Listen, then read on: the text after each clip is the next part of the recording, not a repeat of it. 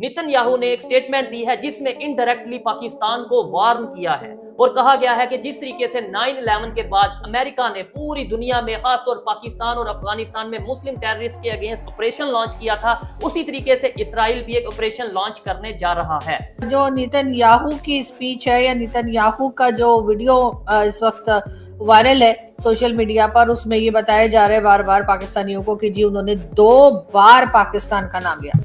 आज जो आप कतर में मीटिंगें हो रही है, सऊदी थर थर कांप रहे हैं, चीमा साहब थर थर कांप रहे, कुवैती थर थर कांप रहे हैं। हाँ, कांपना चाहिए और उनका अगले टारगेट वो है।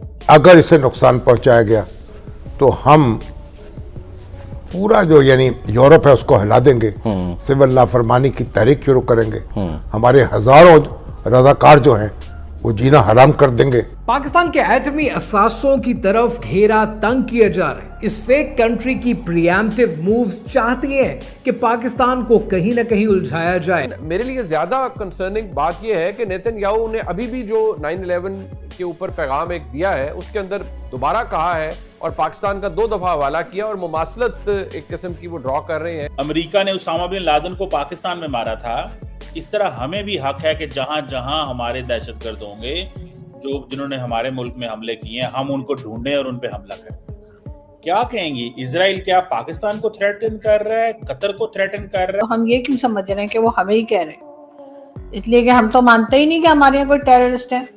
हम तो कहते हैं यहाँ कोई है ही नहीं। अगर कोई होता तो अभी तक हमने कार्रवाई कर ली होती। हमारे यहाँ तो जितने भी हैं ये तो सबके सब खिदमत गुजार हैं। ये तो बहुत मुल्क के लिए और कश्मीर के लिए और इस्लाम के लिए खिदमत कर रहे हैं। इसराइल की हुकूमत ये बताती है, वो कहती है तुसी साढ़े बंदियां नु मारोगे, अस्सी तुहानू नहीं छड़ना, नहीं छोड़ेंगे तुम्हें, चाहे तुम कतर के अंदर क्यों ना जाके बैठ जाओ। ये है इसराइल की ताकत। एविडेंस तो कोई नहीं थी, मगर अमेरिका ने पूरे अफगानिस्तान के ऊपर जाके हमला कर दिया। तो that was the first big violation of the rules based order 2001 से। फिर वहां 2001 उसके बाद आपने देखा कि किस किस ने रूल्स बेस्ड ऑर्डर जो है उसको वायलेट किया है। जय दोस्तों, मैं विजय और आप देख रहे हैं विस रिएक्शन। तो दोस्तों, 2 दिन पहले जो कतर के दोहा में इजराइल ने अटैक किया हमास की बिल्डिंग पे, जिसमें कई सारे हमास के लीडर्स मारे गए दोस्तों, उसके बाद अब सोशल मीडिया पे नेतन्याहू की एक वीडियो काफी वायरल हो रही है, जिसमें उन्होंने ये कहा है कि जिस तरह यूएस ने ओसामा बिन लादेन को पाकिस्तान में घुस के मारा था, उसी तरह हम भी हमास के लीडर्स को मारेंगे, चाहे वो किसी भी देश में क्यों ना हो। जिसके बाद पाकिस्तानियों के कान खड़े हो गए, क्योंकि नेतन्याहू ने पाकिस्तान का जिक्र जो है 2 बार अपने भाषण में किया दोस्तों।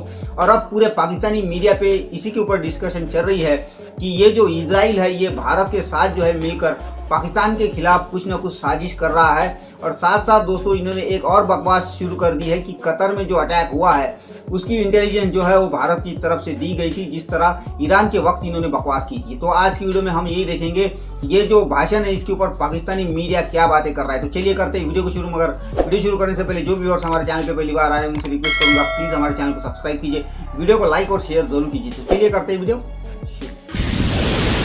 आज 2 बार नेतन्याहू के मुंह से पाकिस्तान का नाम सुन के पाकिस्तान के वो लोग जो मुल्क चलाते हैं, जो मुल्क में पॉलिसीज बनाते हैं, वो जरूर हैरान परेशान है। और अब वो ये सोच रहे हैं कहीं ऐसा ना हो कि नेतन्याहू ने जब पाकिस्तान की बार बार एग्जाम्पल दी है तो कहीं ऐसा ना हो कि वो ये कह करके जी यहाँ पर जो है वो हमास के लोग मौजूद है तो उनके ऊपर कहीं अटैक ना हो जाए। ये और बात है कि हमास के सपोर्टर तो पाकिस्तान में बहुत ज्यादा मौजूद हैं, जिनको लगता है कि जी हमास वाले बड़े मासूम लोग हैं और बड़े उन्होंने कोई गलती नहीं की है। लेकिन हमास के लोग पाकिस्तान में भी हैं, ऐसा कुछ कहा नहीं जा सकता। अभी तक ऐसी कोई खबर नहीं है और अभी तक किसी ने इस तरह का जिक्र नहीं किया है। और ना ही नेतन्याहू ने ये कहा है कि वो पाकिस्तान पर अटैक करेंगे। ऐसा तो हमने खुद सोच लिया है कि नेतन्याहू ने ऐसा बोला होगा, अपने दिल में बोला होगा, अगर माइक पे नहीं भी बोला तो हमें तो यही लग रहा है। हालांकि नेतन्याहू ने सिर्फ एग्जाम्पल दी है कि जिस तरह से पाकिस्तान में ओसामा बिन लादेन पर अटैक हुआ था उसी तरीके से हम जगह जगह अटैक करके और चुन चुन के मारेंगे हमास के लोगों को। कल जो नेतन्याहू का खिताब था वो भी रिमार्केबल, मेरा ख्याल में उसको एटलीस्ट जितने इस्लामिक कंट्री है वहां पे उसको ट्रांसलेट करके बच्चे को बताना चाहिए। वो खिताब जो है आपके कौमी तराने के बाद वो खिताब चलना चाहिए, क्योंकि उसमें वार्निंग है आपके लिए। उन्होंने कहा कि यही इंजाम करेंगे अगर तुम हमारे खिलाफ उठोगे। दर हकीकत ये मैंने ट्रांसलेट कर दिया। उन्होंने कहा कि अगर आप हमास के लोगों को, टेररिस्टों को आप पनाह देंगे तो आप हम अंदर घुस के मारेंगे। और सबसे बड़ी बात है, चीमा साहब आपका, वो कहते हैं ना, नाम ही काफी है, आपका मुसलमान होना ही काफी है। आपका ये प्रूव करना कि मैं अच्छा मुसलमान हूं जी, मैं ते माई बाप मैं तो नहीं ऐसा जी, मैं तो कभी ये काम ही नहीं किया ना, आपका नाम ही काफी है। ये उसमें मैसेज है कि हम अंदर आएंगे। कतर में आज जो कुछ कर रहे हैं, कुछ भी नहीं कर रहे, खाबा खा रहे हैं। एक ऐसे ही और सबसे बड़ी बात यह है कि अभी ही थोड़ी देर बाद अगर डोनाल्ड ट्रंप साहब ने कालें कहीं से चली गई, एक दूसरे की शक्ल भी नहीं देखनी। बड़ी एक तशवीशनाक सूरत है, खासतौर पे 6 माह के अंदर ये कतर पर दूसरा अटैक है। इससे पहले ईरान की जब इसराइल के साथ मुठभेड़ थी, उस वक्त भी ईरान ने एक रद्द अमल में कार्रवाई की थी, और अब ये कार्रवाई, मैं समझता हूँ इसके डांडे अगर आप मिलाएं तो आपको अंदाजा होगा कि इस खित्ते में इस वक्त इंडियन इन्फ्लुएंस जो है वो बहुत बढ़ चुका है। खासतौर पे माजी में तकरीबन 8 इंडियन नेवी सेलर्स को जो है वो सजाए मौत सुनाई थी कतर हुकूमत ने, और उन पर इल्जाम था कि वो इसराइल के साथ जो है वो साजबाज कर रहे थे और खुफिया मालूमात जो दे रहे थे। आप इसी सिनेरियो को रेप्लिकेट कीजिए तो आपको अंदाजा होगा कि ईरान के अंदर भी जो हाई वैल्यू टारगेट्स निशाना बनाए गए, उनको भी मोसाद और रा के जो ज्वाइंट आप कह लीजिए स्पाइनेज मिशन से उन्होंने आइडेंटिफाई किया, और उन्हीं के ताउन से जो है वो हाई वैल्यू टारगेट्स जो है एक ही दिन में जो है हिट हुए। तो इस सूरत हाल में मैं समझता हूँ कि अब जो भी बैठक हो रही है, और खासतौर पे पाकिस्तान की वहाँ मौजूदगी, और पाकिस्तान से बेहतर मैं समझता हूँ इंडिया के स्ट्रेटेजी, डिफेंस, और उससे ज्यादा कोई नहीं समझता। तो क्या ऐसा हो सकता है आने वाले वक्त में कि इसराइल और इंडिया मिल के कोई ऑपरेशन लॉन्च करें और पाकिस्तान के लिए मुश्किलात? ये एक दफा पहले हो चुका है।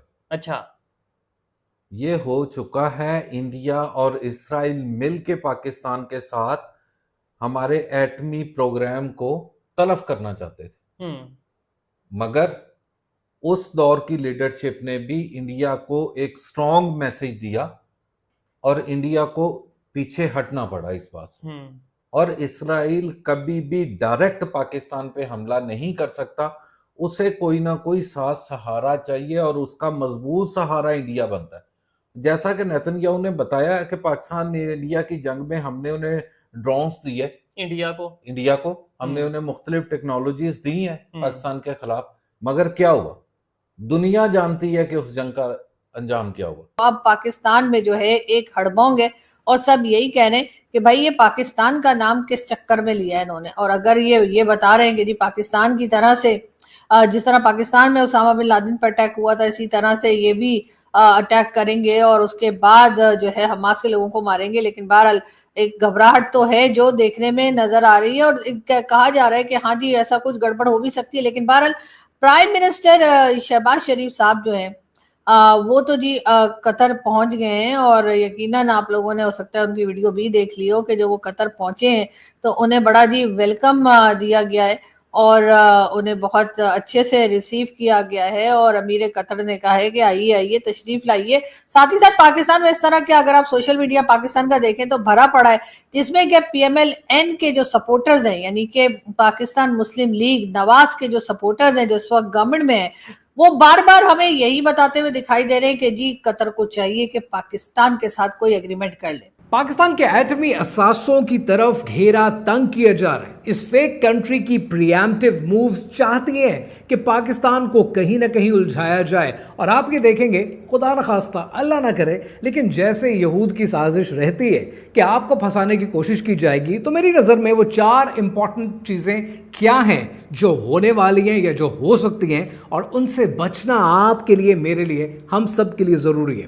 पहला एक्शन जो लिया जा सकता है फेक कंट्री की तरफ, वो एक प्रॉक्सी अलायंस क्रिएट कर सकते हैं इंडिया के साथ। इंडिया को पुश किया जाए एज अ प्रॉक्सी के वो पाकिस्तान को किसी न किसी इंसर्जेंसी के अंदर एंगेज करें, जैसे आपने ऑपरेशन सिंदूर को देखा। दोस्तों ये थी आज की वीडियो, और अभी आपने देखा किस तरह नेतन्याहू ने 2 बार क्या जिक्र किया पाकिस्तान का। तो इनको लग रहा है कि इजराइल जो है वो पाकिस्तान के खिलाफ साजिश करने वाला है, और उसका साथ जो है वो भारत देने वाला है। मगर खास बात ये है दोस्तों कि जिस तरह आपको याद है जब ईरान के ऊपर इजराइल ने अटैक किया था, तब वहाँ पे जो जासूस पकड़े गए थे, तो इन्होंने इसी तरह प्रोपेगेंडा किया था कि भारत के जासूस वहाँ पे पकड़े गए हैं।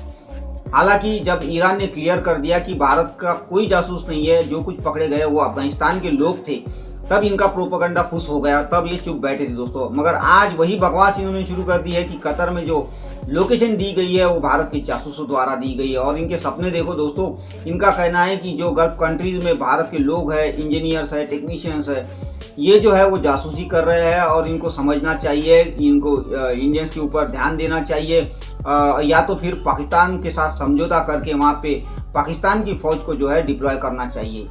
यानी इनका कहना है कि भारत के लोग जो उन कंट्रीज को आगे बढ़ा रही है उनको निकाल के इन भिखारियों को वहाँ पे बैठा दिया जाए। और ऐसा कभी होने वाला नहीं, क्योंकि सारी गल्फ कंट्रीज पहले ही पाकिस्तानियों से परेशान है, पकड़ पकड़ के ये पहले ही पाकिस्तान को रवाना करने लगे हैं। मगर खैर दोस्तों, आपने देखा कितना झूठ ये अपने आवाम को बोलते हैं, किस तरह प्रोपेगेंडा करते हैं भारत के खिलाफ। मगर बात मजे की ये है दोस्तों कि उसने सिर्फ एक एग्जाम्पल दिया जिसमें पाकिस्तान का नाम आया है, उसने पाकिस्तान के ऊपर अटैक की कोई बात नहीं की है दोस्तों।